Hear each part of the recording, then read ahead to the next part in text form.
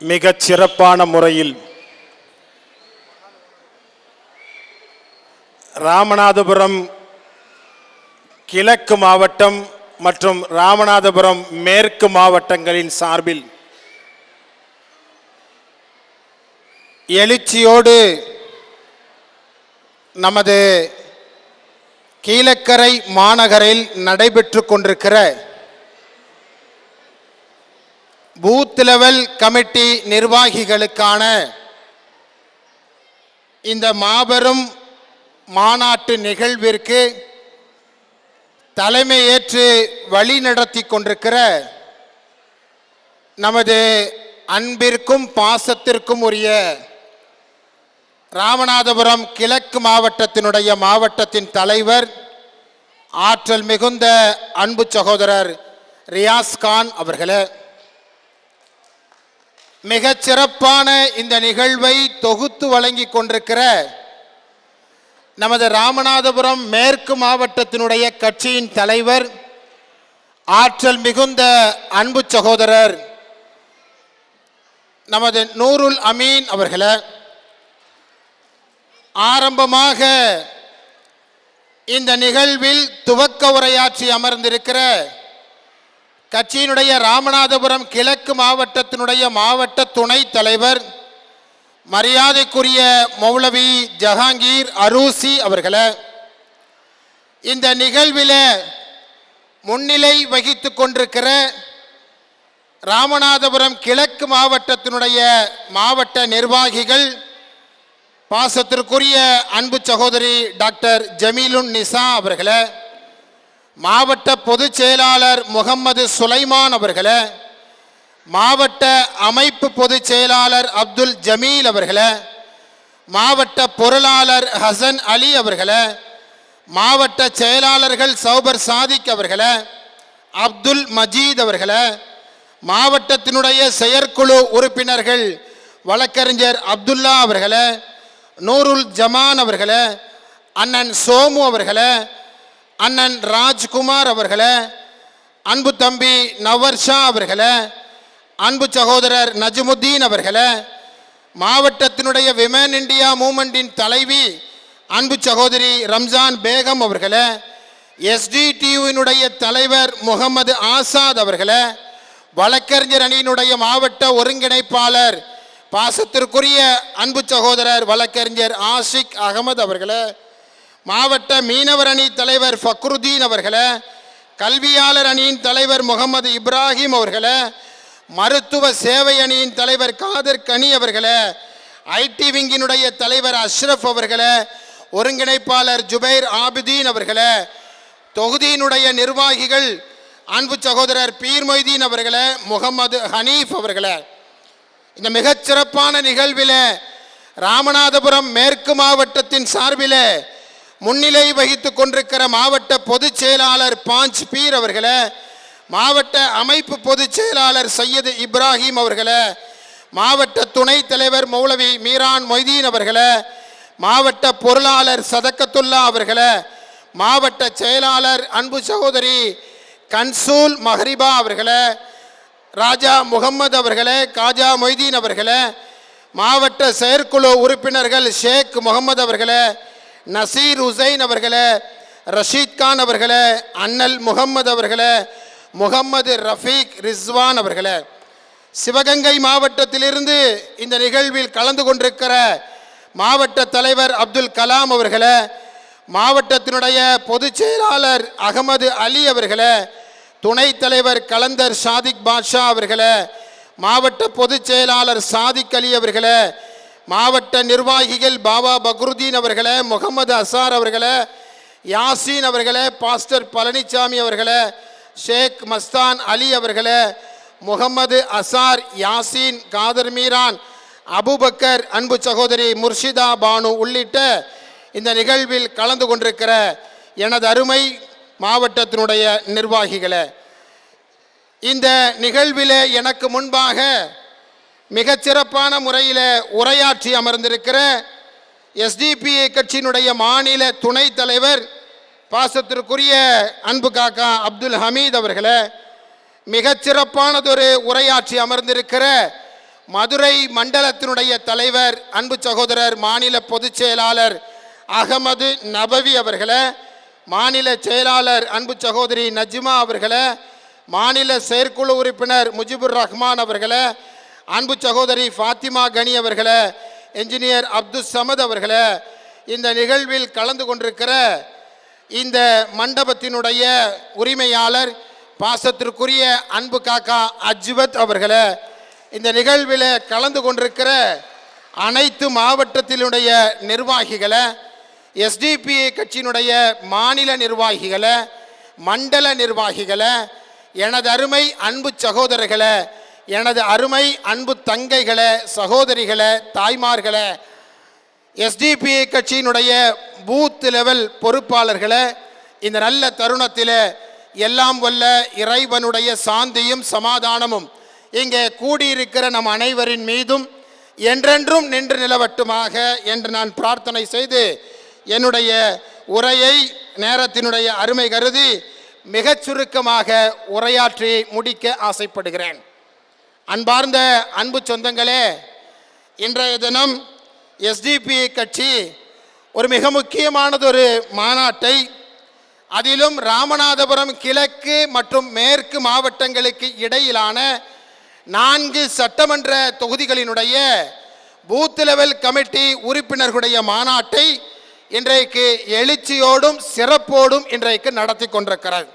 என்று சொன்னால், எஸ்டிபிஐ கட்சி கடந்த செப்டம்பர் மாதம் 13ஆம் தேதி தமிழகத்தினுடைய திருச்சியிலே வைத்து நடத்தப்பட்ட ஒரு மாநாட்டிலே பூத் லெவல் பொறுப்பாளர்களுடைய BLA 1 பொறுப்பாளர்களுடைய மாநாட்டிலே தமிழகம் முழுவதும் எஸ்டிபிஐ இந்த மண்டல அளவிலான பூத் லெவல் கமிட்டி உறுப்பினர்களுடைய மாநாட்டை நடத்தும் என்று சொல்லி செப்டம்பர் மாதம் 13ஆம் தேதி எஸ்டிபிஐ கட்சி அறிவித்தது. அந்த அறிவிப்பு வெறும் அறிவிப்பு அல்ல.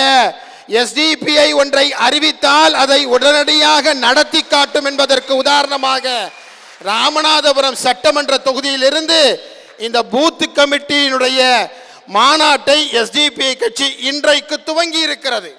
இன்றைக்கு ராமநாதபுரம் மாவட்டத்திலே இந்த மாநாடு, நாளைக்கு திருவாரூர் மண்டல அளவிலான மண்டல பூத் கமிட்டி பொறுப்பாளர்களுக்கான மாநாடு என்று சொல்லி ராமநாதபுரத்திலே துவங்கி இருக்கிற இந்த மாநாடு வெற்றிகரமாக 2026 எஸ்டிபிஐ கட்சியினுடைய சட்டமன்ற உறுப்பினர்களை சட்டமன்றத்திற்கு அனுப்பும் வரை நம்முடைய இந்த முயற்சிகள் தொடர வேண்டும்.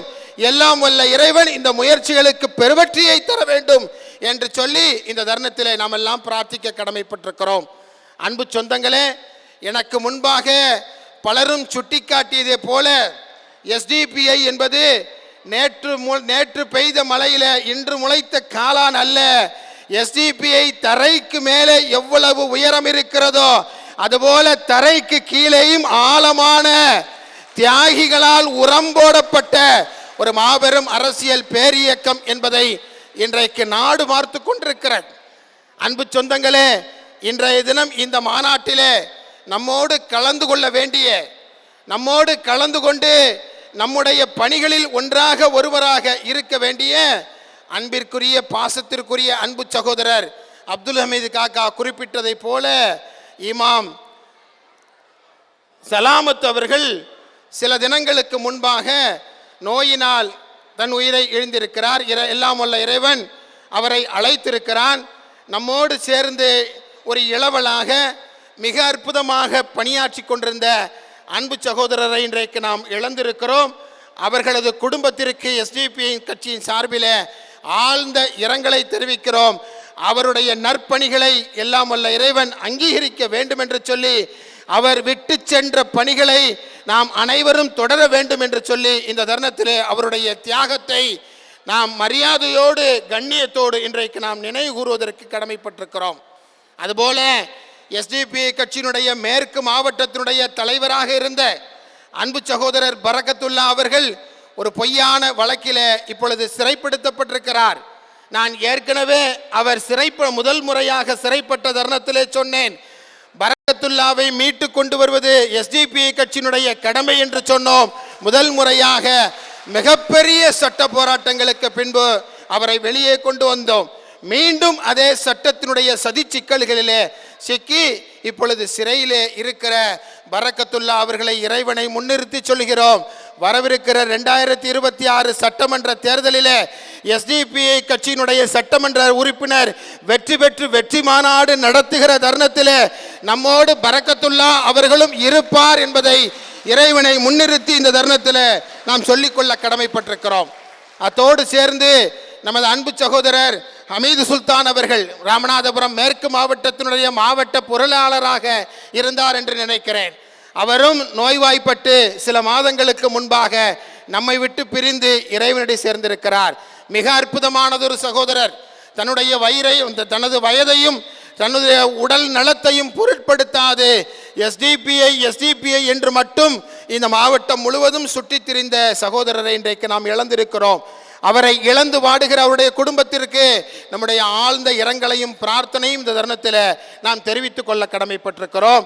அவர் விட்ட வழியிலே எஸ்டிபிஐ கட்சியினுடைய லட்சோப லட்சம் தொண்டர்கள் பசியிலிருந்தும் பயத்திலிருந்தும் இந்த சமூகத்தை விடுவிப்பதற்காக அவர்கள் எப்பொழுதும் அந்த முயற்சியிலே தொடர்ந்து செயல்படுவார்கள் என்பதை இந்த தருணத்திலே அவரது மரணம், அவரது தியாகம் நமக்கு நினைவு கூறுகிறது என்பதை நான் சுட்டிக்காட்ட கடமைப்பட்டிருக்கிறேன். அது மட்டுமல்ல, பல சகோதரர்கள் இன்றைக்கு தன்னுடைய குடும்பத்தில் அவர்களுடைய உறவினர்களுக்கு உடல்நலக் குறைவு ஏற்பட்டு அதையும் பொருட்படுத்தாது இன்றைக்கும் பணி செய்து கொண்டிருக்கிறார்கள்.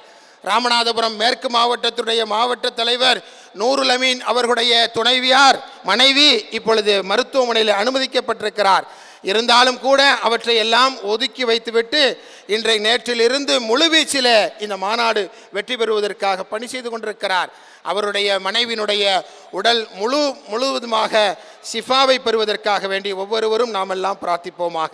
இந்த மாதிரி பல லட்சக்கணக்கான பல ஆயிரக்கணக்கான சகோதரர்கள் பல்வேறு விதமான நெருக்கடிகளிலே, கஷ்டங்களிலே, துன்பங்களிலே, துயரங்களிலே, பொருளாதார சிக்கல்களிலே, கடன்களிலே இருந்து கொண்டு எல்லாவற்றையும் ஒதுக்கி வைத்துவிட்டு எஸ்டிபிஐ முன்வைத்திருக்கிற பசியிலிருந்து விடுதலை, பயத்திலிருந்து விடுதலை என்கின்ற ஒரு சமூகத்தை படைப்பதற்காக வேண்டி தன்னையே அர்ப்பணித்துக் கொண்டிருக்கிற பல லட்சக்கணக்கான தளபதிகளை கொண்ட இயக்கம்தான் எஸ்டிபிஐ என்பதை இன்றைக்கு எஸ்டிபிஐ நிரூபித்துக் கொண்டிருக்கிறது.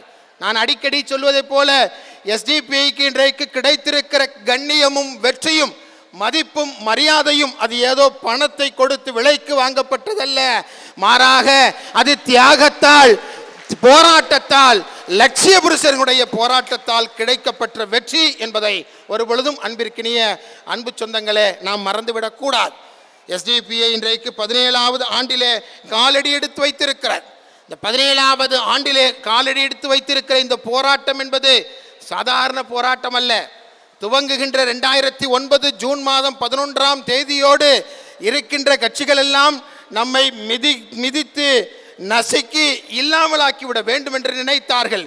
ஆனால் வெட்ட வெட்ட வளர்கிற மரத்தை போல, அடிக்கிற எழுகிற பந்தை போல எஸ்டிபிஐ ஒவ்வொரு தடைகளையும் உள்வாங்கி அந்த தடைகளை எல்லாம் இன்றைக்கு சாதனைகளாக மாற்றி நாளைய 2026 சட்டமன்றத்தை அலங்கரிக்க போகிற வைர கற்களாக எஸ்டிபிஐ கட்சியினுடைய நிர்வாகிகள் சட்டமன்றத்திற்குள் நுழைவார்கள் என்று சொல்லுகிற சரித்திர சாதனையை எஸ்டிபிஐ பிடித்திருக்கிறது என்று சொன்னால் அது சாதாரணமானது அல்ல. அது சாதாரணமாக பெறப்பட்ட வெற்றி அல்ல. அது சாதாரணமாக கிடைத்த வெற்றியும் அல்ல. எனக்கு முன்பாக பேசி காட்டிய எல்லா பொறுப்பாளர்கள் சொன்னதை போல எஸ்டிபிஐயினுடைய நிர்வாகிகள் இன்றைக்கு பிஎல்சியினுடைய மாநாடு, பிஎல்சி என்று சொன்னால் booth level committee, booth level கமிட்டியினுடைய மாநாட்டை இன்றைக்கு ராமநாதபுரத்திலிருந்து துவங்கி இருக்கிறோம் என்று சொன்னால் ஆளுகிற கட்சிகள் மட்டுமே, திராவிட கட்சிகள் மட்டுமே கவனம் செலுத்தி வருகிற இந்த பூத் கமிட்டியில 3ஆவதாக அடியெடுத்து வைத்திருக்கிற ஒரே கட்சியாக எஸ்டிபிஐ உண்மையாக இந்த களத்திலே இன்றைக்கு நின்று கொண்டிருக்கிறது என்று சொன்னால் அது சாதாரணமானது அல்ல. இந்த பார்வை சாதாரணமானது அல்ல. நீங்கள் என்ன தமிழகத்துடைய ஆட்சியா பிடிக்க போகிறீர்கள் எதற்காக நீங்கள் பூத் கமிட்டியினுடைய மாநாட்டை நடத்துகிறீர்கள்? நீங்கள் ஏதாவது ஒரு கூட்டணியோடு இணைந்து கொண்டு எங்களைப் போல கூட்டணியோடு நீங்களும் ஒரு ஆளாக இருந்து கூட்டணி பலத்திலே வெற்றி பெறுவதற்கான பணிகளை செய்வதை விட களத்தில் நின்று கொண்டு நீங்கள் உங்களது தொண்டர்களை எல்லாம் பிஎல்சி மாநாடு என்று அழைக்கிறீர்களே, இது வீண் வெற்று பணி என்பதாக சொல்லி நம்மை எல்லாம் சிலர் இன்றைக்கு நம்மிடத்திலே சொல்லி காட்டுகிறார்கள். இது வீண் பணி அல்ல, இது வெற்று பணி அல்ல. நாம் யாரையும் நம்பி நாம் இல்லை. நாம் எதை சொல்லுகிறோமோ அதனை நாம் செய்வோம் என்பதை நிரூபித்து காட்டுகிற 10ஓடு 11 அல்ல, முத்தான முதல் கட்சியாக எஸ்டிபிஐ செயல்பட வேண்டும் என்று சொல்லித்தான் பூத் கமிட்டி மாநாட்டை இன்றைக்கு நாம் நடத்தி கொண்டிருக்கிறோம். இது ஒரு ஷோ அல்ல, இது ஒரு சீன் போடுகிற நடவடிக்கை அல்ல, இது யாரையோ ஏமாற்றுகிற நடவடிக்கை அல்ல, எல்லோருக்கும் நம்பிக்கை தருகிற நடவடிக்கை தான் எஸ்டிபிஐ நடத்தி கொண்டிருக்கிற பிஎல்சி மாநாடு என்பதை நாம் புரிந்து கொள்ள வேண்டும். கவிதை பித்தன் என்கின்ற ஒரு கவிஞன் சொல்வதை போல, கரையில் நின்று கனவு கண்டால் சிப்பி திறக்காது, கரையில் நின்று கனவு கண்டால் சிப்பி திறக்காது, நீ கடலில் மூழ்கி எழுந்திடாமல் முத்து கிடைக்காது. கரையில் நின்று கனவு கண்டால் சிப்பி திறக்காது, நீ கடலில் மூழ்கி எழுந்திடாமல் முத்து கிடைக்காது, பெருமுயற்சி உழைப்பில்லாமல் வெற்றி பிறக்காது, என்றும் பிறரின் காலில் நிற்பவனுக்கு வாழ்வு சிறக்காது, வாழ்வு சிறக்காது, வாழ்வு சிறக்காது என்பதை போல பிறரின் கால்களில் நின்று கொண்டு பிறருடைய நிழலில் நின்று கொண்டு நிழலிலே இளைப்பாறுபவர்கள் அல்ல, நாம் விதையாக நின்று கொண்டு ஆலமரமாக நம்மை உயர்த்தி நம்மில் பல லட்சக்கணக்கான மக்கள் நிழல் பெறுகிற ஆலமரமாக எஸ்டிபிஐ வளர வேண்டும் என்கின்ற கனவோடுதான் பசியிலிருந்து விடுதலை, பயத்திலிருந்து விடுதலை என்ற முழக்கத்தை முன்வைத்து எஸ்டிபிஐ கட்சி போராட்ட அரசியல் களத்திலும் தேர்தல் அரசியல் களத்திலும் இன்றைக்கு மிளிர்ந்து கொண்டிருக்கின்ற ஒரு மாபெரும் அரசியல் பேர் இயக்கமாக எஸ்டிபிஐ நடைபோடுகிறது என்பதை ஒருபொழுதும் நாம் மறந்துவிடக் கூடாது. அன்பார்ந்த அன்பு சொந்தங்களே, பல விஷயங்களை பேசலாம் என்று சொல்லி வந்தாலும் பல விஷயங்களை எனக்கு முன்பாக மரியாதைக்குரிய மாநில பொதுச் செயலாளர் நிஜாம் முஹைதீன், நம்முடைய தேர்தல் பொறுப்பாளர் எவ்வாறு ஒரு தேர்தல் பணியாற்ற வேண்டும் என்பதை எல்லாம் அற்புதமாக படம் பிடித்து காட்டிவிட்டார், படம் போட்டு காட்டிவிட்டார். ஆனா என்ன, இது கல்யாண மண்டபமாக இருந்ததுனால ஏதோ கல்யாண வீட்டுக்கு வந்த ஃபீலிங்கை போல ஒருவருக்கு ஒருவர் நாம் சிரித்தும் சந்தோஷமுமாக அந்த பாடத்தை நீங்கள் சரியாக கவனித்தீர்களா இல்லையா என்கிற சந்தேகம் எனக்கு வந்திருக்கிறது. உங்களுக்கெல்லாம் அப்படி ஒன்றும் இல்லை. நீங்கள் குடிப்பதை குடித்து கொண்டே இருந்தாலும் கூட காதுகள் எல்லாம் இங்கே தான் இருந்தது என்று சொல்லி ஃபைசல் சிரிக்கிறார். ஆனால் நான் நம்புவதற்கு தயாராக இல்லை.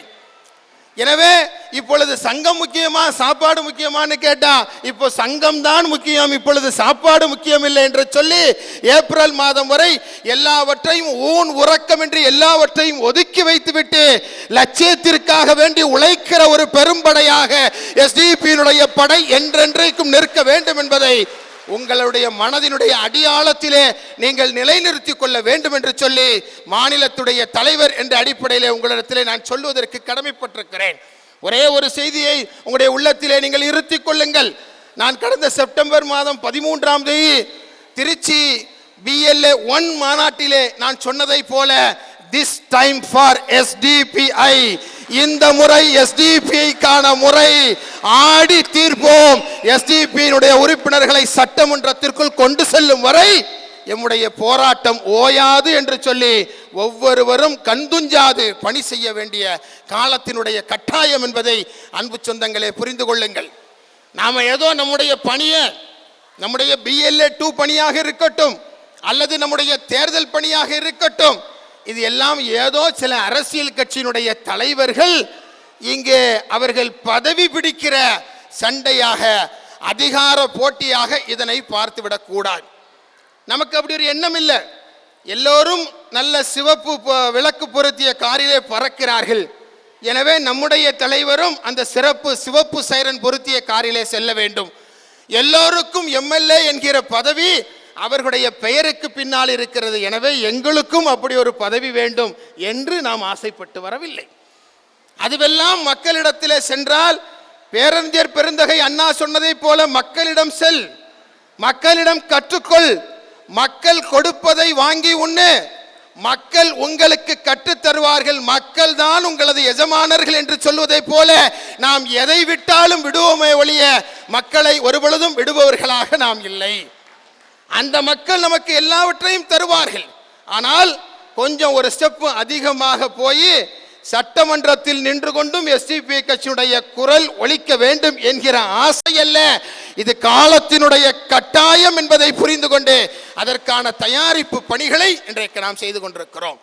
10ஓடு 11ஆக நீங்கள் இருக்க வேண்டியது தானே, எதுக்கு உங்களுக்கு புதுசா இப்படியெல்லாம் ஒரு ஆசை என்று கேட்கிறார்கள். 10ஓடு 11ஆக இருக்க வேண்டும் என்று சொல்லி அவர்களும் இருந்து விட்டால் நாமெல்லாம் இந்த முயற்சியை தொடங்கி இருக்க வேண்டியதில்லை.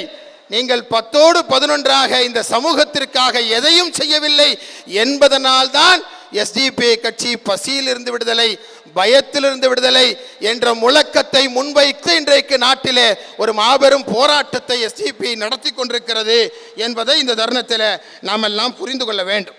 அன்பார்ந்த அன்பு சொந்தங்களே, இந்த பிஎல்சியின் மூலமாக உங்களுக்கு தரப்பட்டிருக்கிற டார்கெட் என்ன தெரியுமா? பிஎல்சி உறுப்பினர்கள் என்று சொன்னால் என்ன?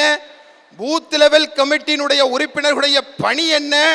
ஏதோ எஸ்டிபியினுடைய பூத் லெவல் கமிட்டி உறுப்பினர் நான் என்று சொல்லுகிற பெருமை மட்டுமல்ல, தேர்தலுடைய வரவிருக்கிற சட்டமன்ற தேர்தலுக்கு இன்னும் 5 மாத காலம் இருக்கிறது.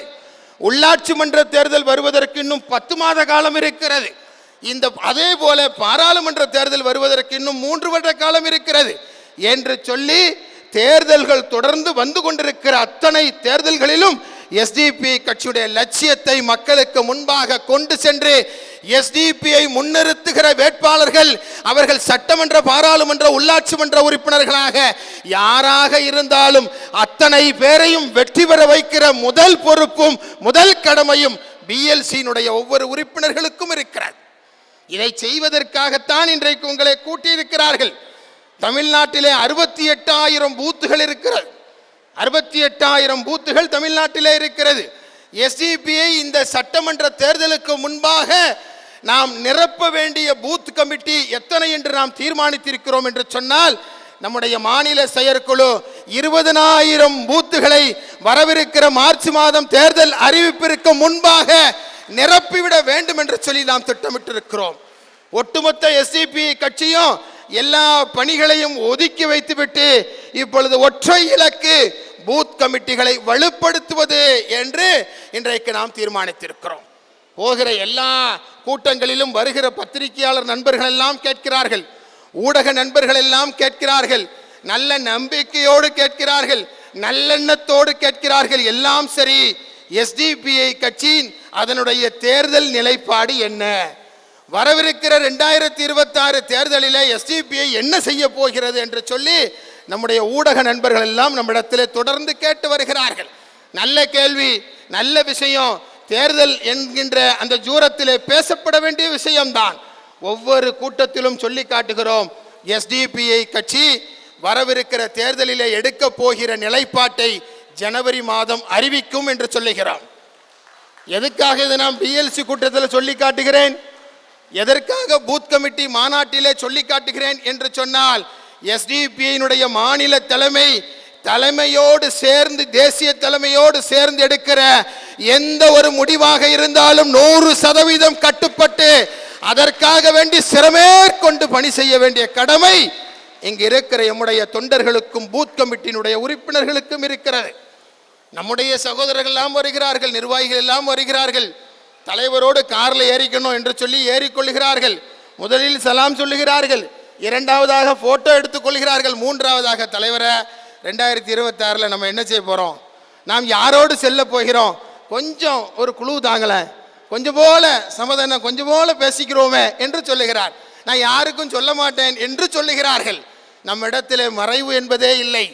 எதை சொல்வோமோ அதைத்தான் செய்வோம், எதை செய்வோமோ அதைத்தான் இன்றைக்கு சொல்லிக் கொண்டே இருக்கிறோம். நான் திரும்பவும் சொல்லி காட்டுகிறேன், எஸ்டிபிஐ தன்னுடைய பலத்தை நிரூபிக்கிற தேர்தலாக 2026 சட்டமன்ற தேர்தல் என்பது இருக்கும். எஸ்டிபியினுடைய தொண்டர்கள், எஸ்டிபியினுடைய நிர்வாகிகள் இருக்கிற பூத்துகளிலே 100 ஓட்டுகள் என்று சொல்லி காட்டினார். 250 ஓட்டுகளை நாம் சார்ந்திருக்கிற கூட்டணிக்கு பெற்று தருகிற வகையிலான ஒரு மாபெரும் பணியை நாம் செய்ய வேண்டும். அந்த செப்டம்பர் 13 அந்த கூட்டத்திலேயே சொல்லி காட்டினோம். நாம் சார்ந்து நிற்கிற கூட்டணி 5% வாக்குகளை எஸ்டிபிஐ கட்சியினால் பெற்றது என்று சொல்லுகிற இலக்கை நாம் தீர்மானித்து செய்கிறோம். ஏங்க சொல்றது தான் சொல்றிய, 5ஓட கொஞ்சம் கூட சேர்த்து சொல்லலாமே என்று சொல்லுகிறார்கள். நமக்கு அப்படியெல்லாம் கற்பனையோடு போராட தெரியாது, கற்பனையாக பேசவும் தெரியாது. உள்ளதைத்தான் நாம் பேசுகிறோம், சொல்வதைத்தான் இன்றைக்கு நாம் செய்கிறோம். எனவே எது யதார்த்தமோ எது நியாயமானதோ அதைத்தான் எஸ்டிபி முன்வைத்துக் கொண்டிருக்கிறார். அடுத்து 2 கேள்வி கேட்கிறாங்க. சரி, ஓகே, நீங்க யாரோட கூட்டணின்னு கூட சொல்ல வேண்டாம், ஆனாலும் நாமெல்லாம் இந்த தேர்தலில் எப்படியாவது சட்டமன்றத்துக்குள்ள போயிருமா தலைவரே என்று கேட்கிறார்கள். நான் சுருக்கமாக அவரிடத்தில் எப்பொழுதும் சொல்வதைப் போலத்தான், முந்தைய தேர்தலிலே 3வது இடத்திற்கு வந்தோம், கடந்த தேர்தலிலே 2வது இடத்திற்கு வந்தோம், 2026 முதல் இடத்திற்கு எஸ்டிபிஐ வரும். நீங்கள் நம்பிக்கை இழக்காதீர்கள், நீங்கள் நம்பிக்கை இழக்காதீர்கள். மீண்டும் சொல்லுகிறேன், திஸ் டைம் ஃபார் எஸ்டிபிஐ, இந்த முறை எஸ்டிபிஐ காண முறை. அதை சரியான முறையிலே, சரியான திட்டமிடலோடு, சரியான பலத்தோடு, உண்மையோடு, நியாயமாக, முன்னேற்றத்தின் அடிப்படையிலே இந்த தேர்தலை எதிர்கொள்ள வேண்டும் என்று சொல்லித்தான் எஸ்டிபிஐ எல்லா பணிகளையும் ஒதுக்கி வைத்துவிட்டு இப்பொழுது தேர்தல் பணிகளிலே களமாடி கொண்டிருக்கிறோம். அப்படி களமாடி கொண்டிருக்கிற தருணத்தில் தான் எஸ்ஐஆர் உள்ளே வருகிறது. எஸ்ஐஆர்னா என்ன எல்லாத்துக்கும் தெரியுமில்ல, ஸ்பெஷல் இன்டென்சிவ் ரிவிஷன் என்று சொல்லுகிறார்கள். வாக்காளர் பட்டியல் சிறப்பு சீர்திருத்தம் அல்லது வாக்காளர் பட்டியல் சிறப்பு திருத்தம் என்று சொல்லுகிறார். ஆகா, நாம முழுவதும் நம்முடைய மொத்த தொண்டர்களையும் பூத் கமிட்டி வேலையில கொண்டு விட்டு 20,000 பூத்துகளை நாம் நிரப்பிவிட வேண்டும் என்று சொல்லி நாம் நம்முடைய பணிகளை தொடங்கினால், மோடியும் அமித்ஷாவும் சும்மாவா இருக்கிறாங்க, என்னத்தையாவது ஒன்ன சொல்லிட்டு போயிடுறாங்களே என்று சொல்லி அந்த பிரச்சனை என்னவென்று பார்த்தோம். அந்த பிரச்சனை சாதாரண பிரச்சனை அல்ல, அது என்ஆர்சி சிஏஏவினுடைய மறுவடிவமாக இருக்கிறது. என்ஆர்சி சிஏஏ என்பது குடியுரிமையை நேரடியாக கேள்வி கேட்டால், இந்த எஸ்ஐஆர் என்பது குடியுரிமையை மறைமுகமாக கேள்வி கேட்கிறது. என்ன என்ஆர்சி சிஏஏவிலே நாங்கள் ஆதாரத்தை தரமாட்டோம் என்று சொல்லி காட்டினோம். இப்பொழுது நீங்கள் ஆதாரத்தை தர வேண்டும் என்கிற நிர்பந்தத்தை ஒன்றிய அரசும் தேர்தல் ஆணையமும் இப்பொழுது நமக்கு உருவாக்குகிறதே. எப்படி இதை எதிர்ப்பது, எவ்வாறு நாம் நம்முடைய தேர்தல் பணிகளிலுமிருந்தும் கவனத்தை திசை திருப்பாமல் எஸ்ஐஆருக்கு எதிராக பணி செய்வது என்று நம்முடைய மாநில செயற்குழு தீர்மானித்தது. இருக்கவே இருக்கிறது 20,000 பூத் கமிட்டிகள். 20,000 பூத் கமிட்டிகளும் இப்ப மக்களிடத்தில் செல்ல வேண்டும் என்று சொன்னால் அதற்கு சரியான வாய்ப்பு எஸ்ஐஆர் தான். எஸ்ஐஆரை பயன்படுத்தி கொண்டு அந்த எனுமரேஷன் ஃபார்மை வாங்கி கொண்டு அதை ஃபில் பண்ணுவதில் இருந்து அந்த வாக்காளர், எந்த வாக்காளரும், எஸ்டிபிஐனுடைய முதல் தர வாக்காளர் ஏ வாக்காளராக இருக்கலாம், அல்லது எஸ்டிபிஐனுடைய ஆதரவாளர்கள் பி வாக்காளராக இருக்கலாம், அதுபோல வாக்குரிமை பெற்றிருக்கிற எல்லா சரியான வாக்காளர்களையும் நாம் வாக்குப்பட்டியலில் சேர்ப்பதற்கு இது ஒரு நல்ல வாய்ப்பாக இருக்கிறது. வாக்காளரை சந்திப்பதற்கு ஒரு வாய்ப்பாக இருக்கிறது, அவருடைய நம்பிக்கையை பெறுவதற்கு இது ஒரு வாய்ப்பாக இருக்கிறது என்று கருதி மாநில தலைமை இப்பொழுது கொடுத்திருக்கிற பணிதான் எஸ்ஐஆருடைய பணிகளையும் பூத் கமிட்டி பணிகளோடு சேர்ந்து வீரியமாக நீங்கள் கொண்டு செல்லுங்கள். தமிழகத்துடைய எந்த ஒரு வாக்காளரும் விடுபடக்கூடாது, எந்த ஒரு வாக்காளரும் சட்டவிரோதமாக இந்த பட்டியலில் வந்துவிடக்கூடாது என்கின்ற இலக்கை முன்வைத்து எஸ்டிபி கட்சியுடைய 20,000 பூத் கமிட்டிகள் இப்பொழுது பணி செய்ய போகிறது என்று பார்த்தால், ஆளுகிற திராவிட முன்னேற்ற கழகத்தினுடைய கட்சி அமைப்பிற்கு இணையாக 20,000 பூத்துகளிலே புத்துணர்வோடு உயிர்ப்போடு பணி செய்கிற அரசியல் பேரியக்கமாக எஸ்டிபி கட்சி இன்றைக்கு பணியாற்றி கொண்டிருக்கிறது என்று சொன்னால் அது மிகையல்ல. எனவே எஸ்டிபி கட்சியினுடைய இந்த பூத் கமிட்டியினுடைய இந்த தொண்டர்களுடைய மாநாட்டின் மூலமாக நாம் கேட்டுக்கொள்வது, மீண்டும் ஒரு முறை உங்களுக்கு நான் நினைவுறுத்த கடமைப்பட்டிருப்பது, நாம் பணி செய்கிற 20,000 பூத்துகளிலும் 250 வாக்குகளை நாம் எந்த கூட்டணிக்கு வாக்களிக்க வேண்டும் என்று சொல்லி எஸ்டிபிஐ தலைமை முடிவெடுக்கிறதோ அந்த கூட்டணிக்கு கிடைக்கிற வகையிலே நாம் பணியாற்ற வேண்டும். ஒட்டுமொத்தமாக கூட்டி பார்த்தால் தமிழகத்தினுடைய 5% வாக்குகள் இந்த கூட்டணிக்கு செல்வதற்கு காரணம் எஸ்டிபிஐ தான் என்று சொல்லுகிற வரலாற்றை நாம் உருவாக்க வேண்டும். எங்களோடு சேர்ந்திருக்கிற எஸ்டிபிஐ கட்சிக்கு இந்த தேர்தலில் நாங்கள் குறைவான இடத்தை கொடுத்து விட்டோம். வரக்கூடிய பாராளுமன்ற தேர்தலில் 2க்கும் அதிகமான இடத்தை நாங்கள் வழங்க வேண்டும். அத்தனை சக்தி வாய்ந்த இயக்கமாக எஸ்டிபிஐ அரசியல் பேர் இயக்கமாக சிறுபான்மை சமூகத்திற்கு இடையில இன்றைக்கு வளர்ந்து கொண்டிருக்கிறது என்கிற செய்தியை நம்மோடு கூட்டணி வைக்கிற கட்சிகளுக்கு சொல்லுகிற விதமாக அழுத்தம் திருத்தமான பணியை இன்றைக்கு நாம் தொடங்க வேண்டும். சிலர் கேட்கிறார்கள், ஓகே அப்படின்னா எத்தனை சீட்டு கேட்பீங்க? அப்படின்னா எத்தனை சீட்டு நீங்கள் கேட்பீங்க? கடந்த தேர்தலெல்லாம் நீங்கள் 30 சீட்டு கேட்டீங்களா? அதான் பிரச்சனையாகி போச்சு. ஏண்டா எங்களுக்கெல்லாம் என்னடா அரசியல் தெரியாமலாம் நாங்கள் இருக்கிறோம்? அந்த அளவிற்கு நாங்கள் வந்து அரசியல் புரிதல் இல்லாமல் இருக்கிறோம். துணை முதல்வர் வேண்டும் என்று நீங்கள் கேட்டீர்களாமே என்றெல்லாம் சொல்லுகிறார்கள். எல்லாம் நம்மை தேடி வரும், அது வேறொரு விஷயம். ஆனால் ஒரு நியாயமான முறையில் அரசியல் பணி செய்கிற எஸ்டிபிஐ தன்னுடைய உயரத்தையும் பலத்தையும் அறிந்து கொண்டு நியாயமான டிமாண்டுகளை நம்முடைய கூட்டணிக்கு முன்பாக நாம் வைக்கிறோம். ஆனால் இங்கே வந்ததுக்கு அப்புறம் தான் தெரியுது, நம்முடைய அரூசி 6 சீட்டு கேட்கணும்னு சொன்னார் என்பதாக தெரிகிறது. அரூசி பேசும்போது ஜஹாங்கீர் அரூசி சொன்னார்ல, தலைவர் சட்டமன்றத்துக்கு போகணுமா, அதே போல் துணைத் தலைவர் அப்துல் ஹமீது போகணுமா, அதுபோல் நிஜாம் சாஹிப் போகணுமா, நவவி போகணுமா, ஃபாத்திமா கனியும் நஜிமா உட்பட 6 பேரும் சட்டமன்றத்தை அலங்கரிப்பார்கள் என்று சொன்னால் அவன் 6 சீட்டு கேட்கணும் என்று சொல்லுகிறார். ஓகே, சீட்டு எத்தனை என்பதை நம்முடைய தலைமை முடிவு செய்யும்.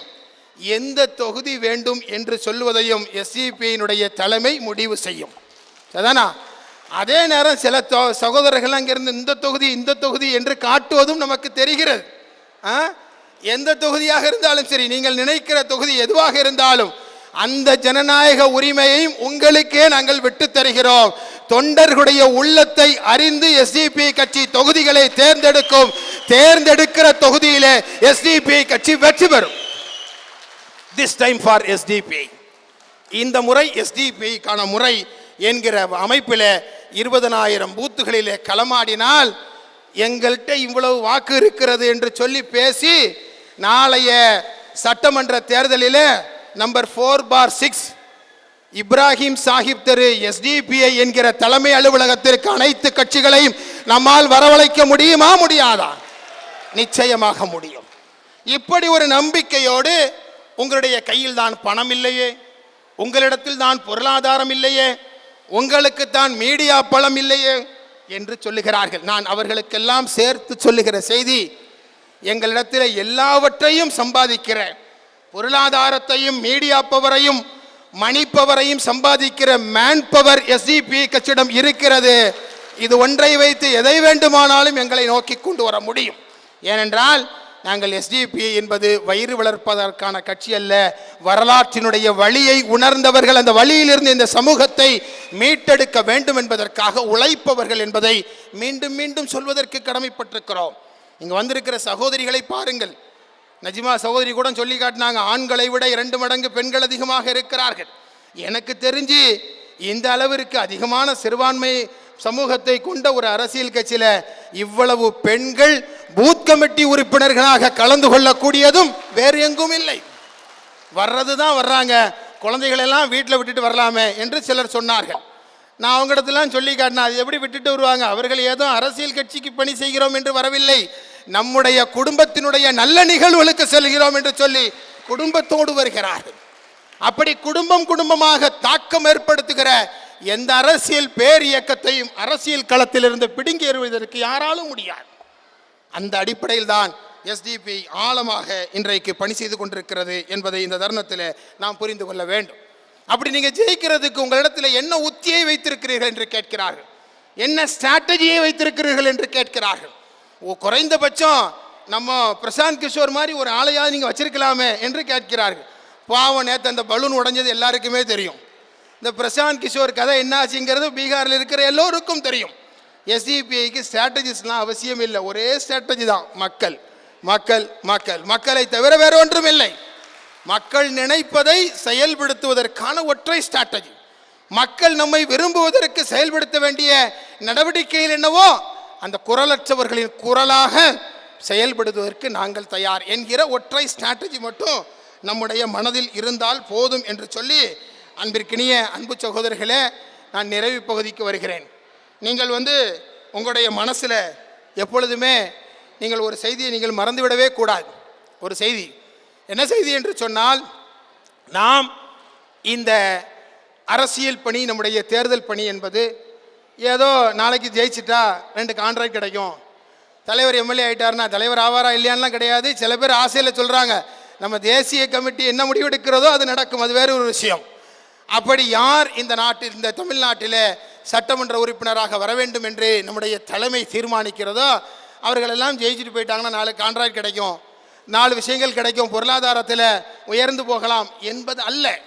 அதை தாண்டி கிடைக்கிற அதிகாரத்தை கொண்டு மக்கள் மன்றத்திலே போராடி கொண்டிருக்கிற நாம் சட்டமன்றத்திலும் சேர்த்து போராடுவதற்கு செல்ல போகிறோம். அவ்வளவுதான் வித்தியாசம். இதுவரை சட்டமன்றமும் பாராளுமன்றமும் நமக்கு கிடைக்கவில்லை. ஆனால் சட்டமன்றத்தையும் பாராளுமன்றத்தையும் நடுநடுங்க வைக்கிற மக்கள் மன்றத்திலே ஹீரோக்களாக இன்றைக்கு வரை நாம் இருந்து கொண்டே இருக்கிறோம்.